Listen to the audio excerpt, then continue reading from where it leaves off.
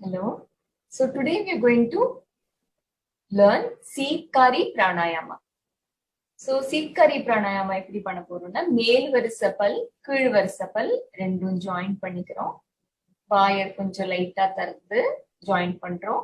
And அந்த gap form ஆகிற இடத்துல நம்ம அப்படியே இன்ஹேல் பண்றோம். இன்ஹேல் பண்ணிட்டே மெதுவா தலையும் தூக்கி உங்களுக்கு எவ்வளவு முடியுமோ அந்த அளவுக்கு தான் தலையை தூக்குறோம்.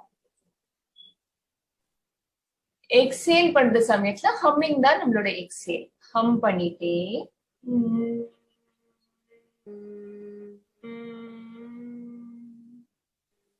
இன்னொரு தரம் இன்ஹேல்